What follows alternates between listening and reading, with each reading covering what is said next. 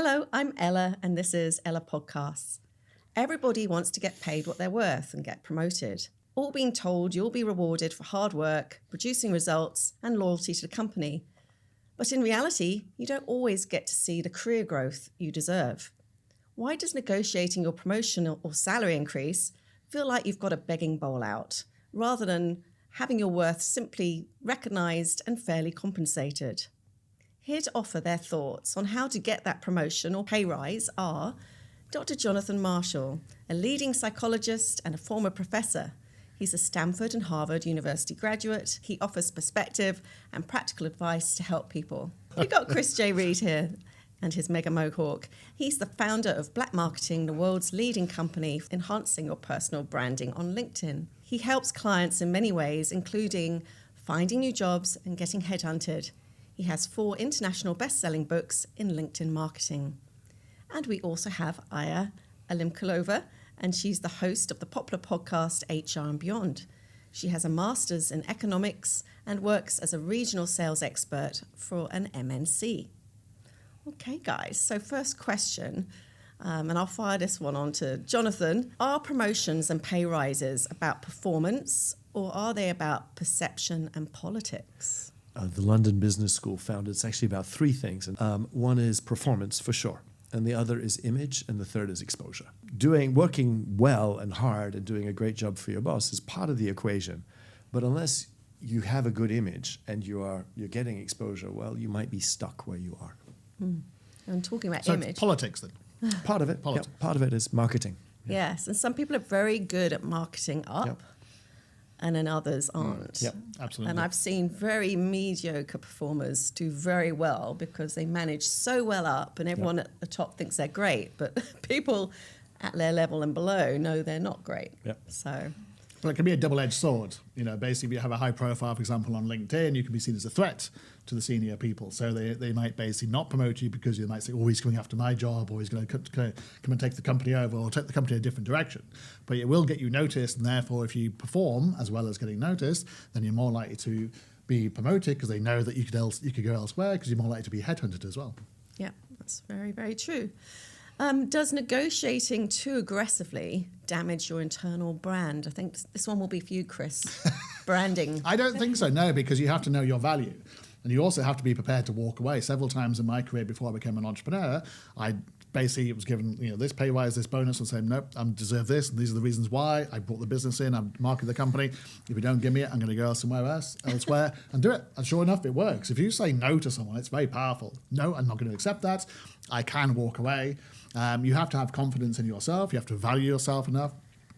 As long as you can stack it up, that's the key. Obviously, if you can't stack it up, then you're going to lose. But if you stack it up and they win and you win, then everyone wins. And it's a question of the boss basically seeing the big picture. So you've got to go hard and be prepared to walk away. And sometimes you do have to walk away. Yeah, I agree. I think what Chris is mentioning is that you do need to articulate your value. You can't just demand I want a 30% increase. Why? Because I have a newborn child, right? So it doesn't really bring any value, right? But if you manage to show that what you've done last year, how many clients you brought, if you're, let's say, in sales, or how much contribution you've done, then you can easily articulate that value. But again, goes back to also to another point, right? What are you asking is a reasonable amount? So it goes back to the point that have you done your market research? What's the benchmarking for your role? How valuable you are in the organization? So all these 3 things justify then the increase that you're asking your boss. I think you can be too aggressive, especially if you're a woman or a minority. Harvard Kennedy School found that if you come in too hard, you get punished later. And so you might get more of what you want, but there'll be other ways people find to get back at you. And I think what's important is to not just come at your manager once a year, with your demands. Yep. It's almost like you should do a monthly review of your definitely. achievements. Yep. Definitely. Make a note of your achievements, because you do forget month to month. Yeah. And then during your performance evaluation, you only remember what you've done very recently. So, do document what you've achieved and go That's through that marketing. with your manager. That's communications and marketing, letting people Exactly. know how Yeah. well you've done each month. Totally right. Image, exposure, performance, just drip the whole year in. Yeah. So And don't if you save haven't it. done very well, put on LinkedIn you have done well. And therefore, it compensates. And your boss goes, damn, I didn't want to give him a pay rise this week, but he basically is getting all these views for all this engagement from my company, therefore I'll have to. Yeah. And just talking from personal experience, I have to say, as much as I consider myself a good negotiator and things like employee relations, when it's come to negotiating pay rises myself, I don't feel like I've been particularly successful. Is that because you think it's because you're a woman? Well, I've always been told, oh, if you get a pay rise, we'll have to do it for everybody. It's not true. You know, and I guess I've often worked for companies in the recent past that pay probably a bit below market rate. So if suddenly they give you market rate, they've got a problem because you've got lots of people who aren't on market rate. I'm not sure that's true. I mean, it's like if you look at a football team, basically, not everyone in a football team is on the same salary because everyone has different skills and experience. Everyone does different things in different ways. And there's no way you could ever have a football team on the same amount of salary. And the same with a company. I mean, I run companies, for the last 30 years employing people. I've never, ever had, we will employ this level, at this person, this level, because it's all about if somebody comes in who's a rock star, I'm going to pay them more because I want to get them. I'm not going to say, you're going to have the same as this salary because I'm going to lose them. I mean, going back to the football analogy, that does happen. People say, well, the maximum we can pay is here.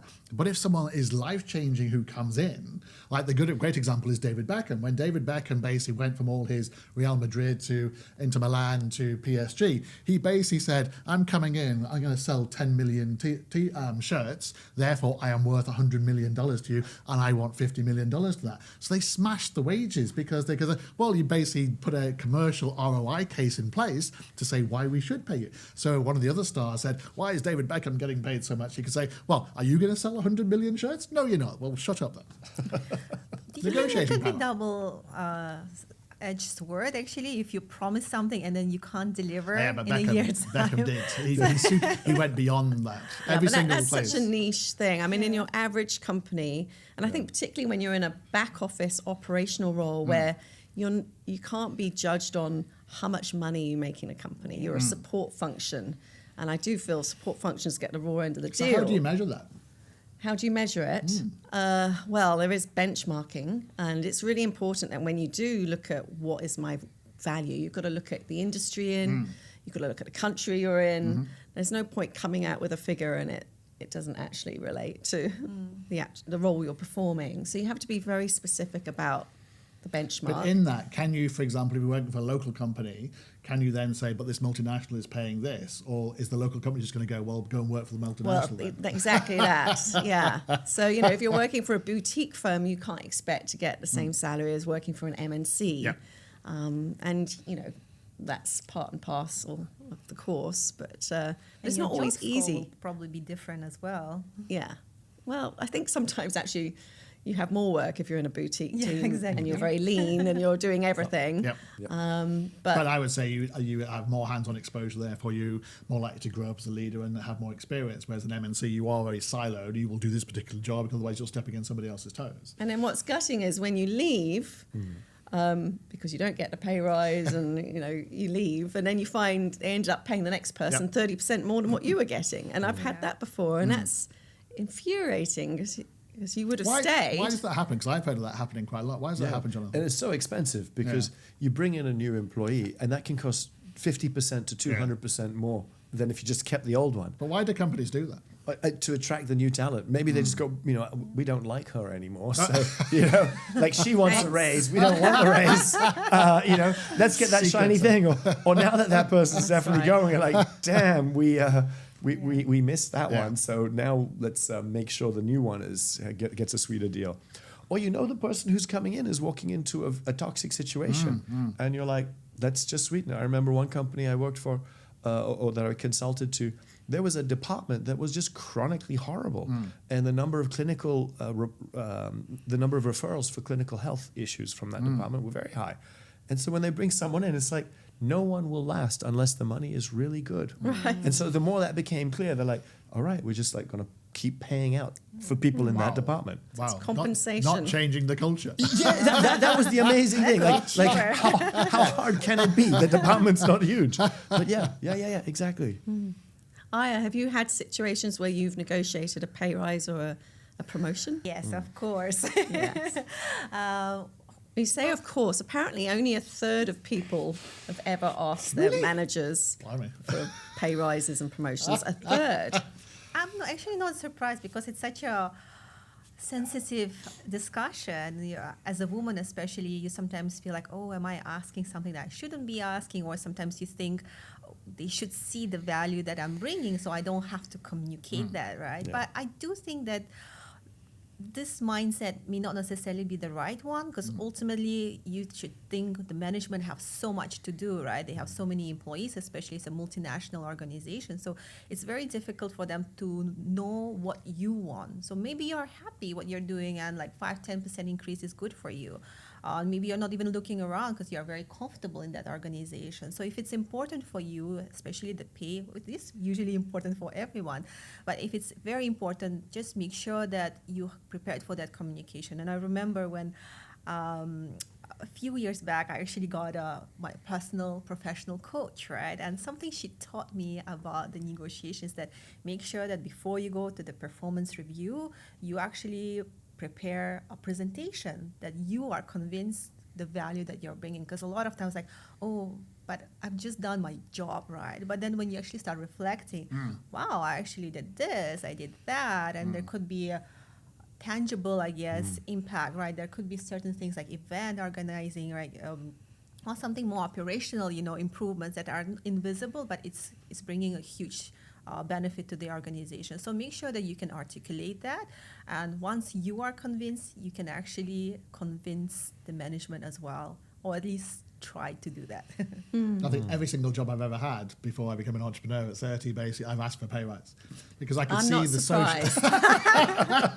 because I could see the impact I was having. So literally, if you double revenues, you find new revenue streams, you're going, I want more money. But I was also fired from 4 of those jobs. So basically then, because you get too high to the sun.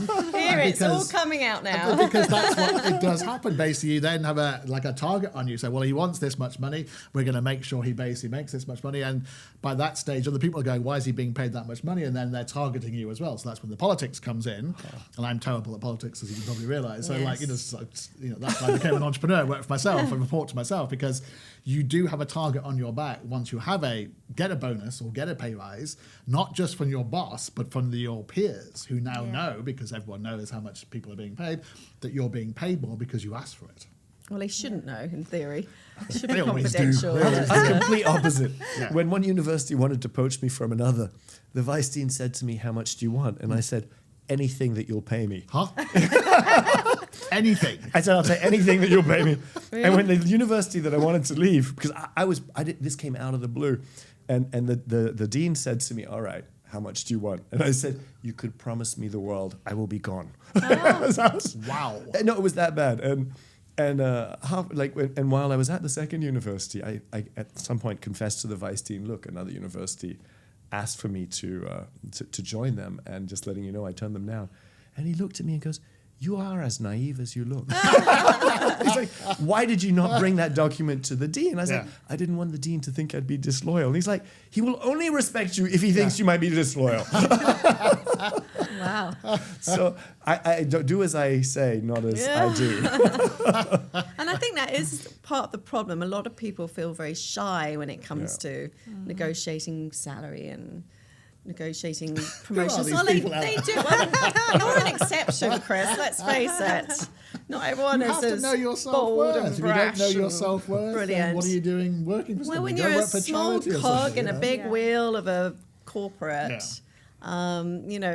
it can also backfire on you. I mean, I've had people who've come to HR and said, oh, I've got another job offer. And HR, the managers basically said, okay, they can go, and we accept their resignation. And the person is saying, oh, but what about the counteroffer? And there is no counteroffer. Because they didn't want him. Go back to what You're Jonathan out. said. They don't want that person. Most people who accept a counter offer are gone within 1 year to 1.5 years. Right. So it's kind of like, we can offer a counter offer, but the chances are they're going to go. Yeah. Yeah. And you lose credibility as well. If you keep coming back, you can do it once, maybe in 3 years, 5 years, right? But if you come back next year again, oh, I got a new job offer, you'll be like, okay, just go. I feel like you can do it for as long as it's real. Like, you know, it's like, I really am going to go if you guys don't up your game. But I also think you can add in things like bonuses. I've had situations where basically the bonus is in your contract and it's basically negotiable. So then they made this offer and I'm going, no, that I believe the bonus should be this. I think a bonus is easier to get increased rather than a salary, because a salary is a commitment for a year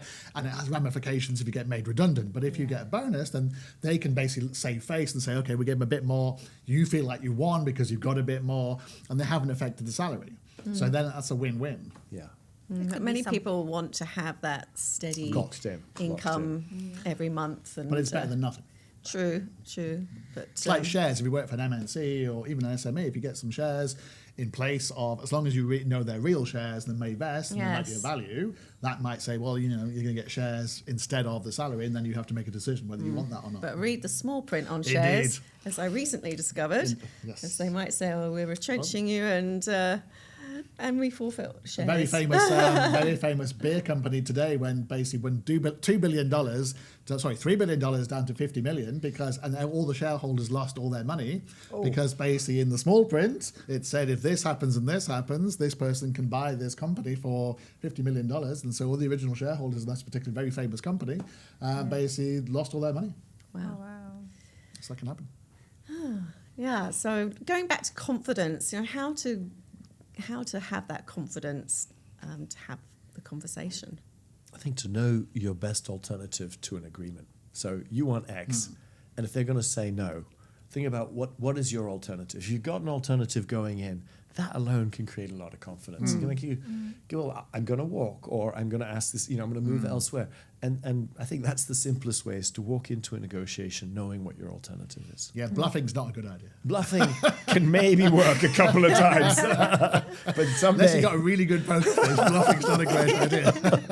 Because you do have to follow through with it. If basically say, I'm not going to give you a pay rise, like, I'm going to be off then. Well, there's the door then. There you go.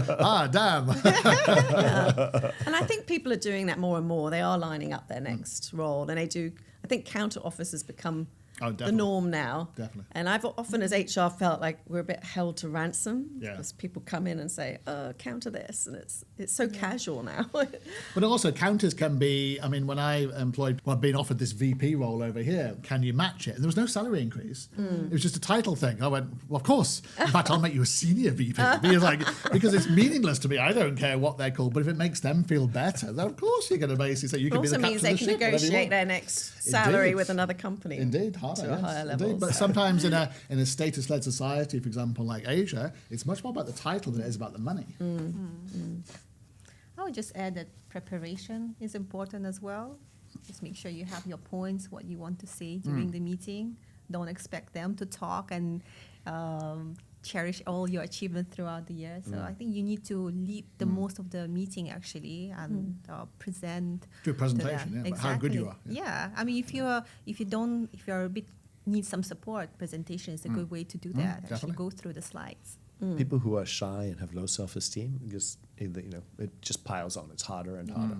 Those who are brash do better and better. Yeah, and I used to say, as HR, it's the ones who ask that are more likely to get it. And it's amazing how many people would come to me and say, "Oh, do you think I'd be able to get a pay rise?" And I'd be like, "Well, have you spoken to your boss?" "Oh, no." Yeah. So you do have to ask. Don't ask, don't get. And Don't ask, don't unfortunately, get. I mean, I've come from very much a trading brokerage background, and it was whoever shouts loudest gets. Yeah. I mean, it did come down to someone would have a bit of a tantrum or a hissy fit. I mean, Jonathan and I are entrepreneurs. If you don't ask people for money, they don't give you money. It's literally as simple as that. So basically, you grow up basically asking people for money because otherwise you don't have a business. So it's the same thing in terms of employee. You have to ask, otherwise you don't get it. Yeah.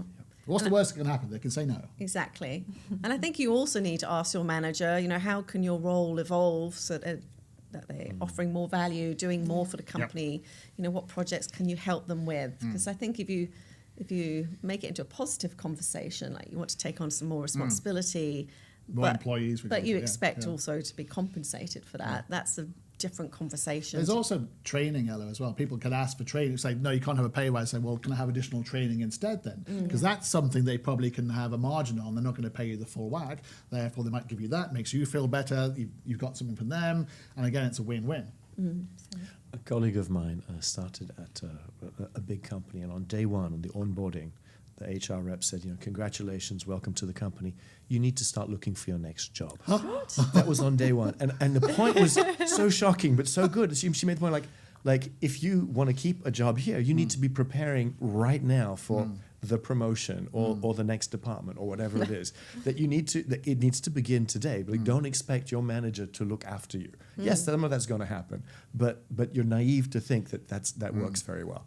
And I was like, wow, just thought that was great. Well, you worked for McKinsey, didn't you? No. But I think you advised McKinsey or something, didn't you? Something like that. So, but I mean, McKinsey notoriously get rid of 10% of their workforce every year, don't they? Yeah. So basically, if you don't perform, you're out. Yeah. So you have to show what you've given Yeah. in terms of evidence of why you are worth being part of the McKinsey empire. Yeah. And just generally, we are now in the era where you are not sure whether your job is going to be in 5 to Indeed. 10 years. So you always Next need year. to work. At the moment. Exactly, next year. Next week. And you have to keep working on your career portfolio. What else can you do? What else can you, learn? And that's more important than ever right now, in fact.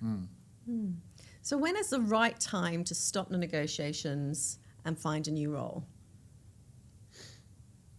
I think find the new role perhaps as Before, an alternative before the negotiations. But leave when you think you can be happier elsewhere, and money and prestige are only elements of that. The people, the meaning, your passion for the job are all part of it. But when the equation is, I think there's a good chance that elsewhere is better, that I think is probably the time to leave. And also, if you realise that I realised that corporate culture was not for me, so I became an entrepreneur. But I was always going to become an entrepreneur because my father's an entrepreneur, my uncle's an entrepreneur, my grandfather's an entrepreneur. It was in my DNA. But I knew I couldn't be an entrepreneur at 16, so I had to work in some multinationals first, learn about the ropes, make some contacts, and then switch over when I was 30 to become an entrepreneur. So if you know that, then you've got a plan and a career plan to actually say, okay, it doesn't matter how many times I get fired between then, as long as I get experience and contacts, because at this age I'm going to be an entrepreneur anyway. And if you know that, then you know that. But other people never want to become an entrepreneur, so they have to have a plan in terms of what's my career going to look like for the next 20, 30 years, and how am I going to get to be valuable in 20 years' time. Much harder now with AI, of course. And then there are situations where you're working for a lovely company, you enjoy the company, the people, love your team, maybe you're not being paid as well as you should be, but there are other good things about the role. And then you have to make that decision of, are you going to jeopardize that for something that, yes, it might be paying 20% more, but what if you're working in a pretty toxic environment or you don't particularly like the people you work with? So there are lots of things to think about. It's not just about the money. And I've seen also people who've been doing very good in the job, right? They've been progressing, but they just were not fulfilled in the job. So I guess it goes back to the internal alignment as well, what you mentioned. So we might, be doing very well in a corporate job, but you want to start something your own, and that's where you want to start taking the risk.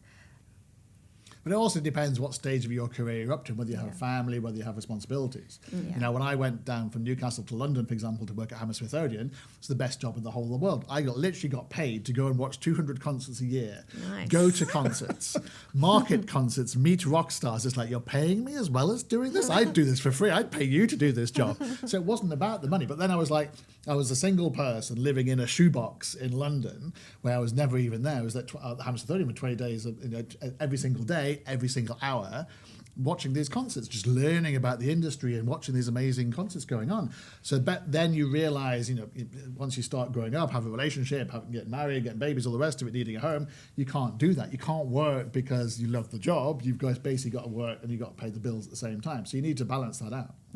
Yep, totally. And Jonathan, what is the meaning of quiet quitting?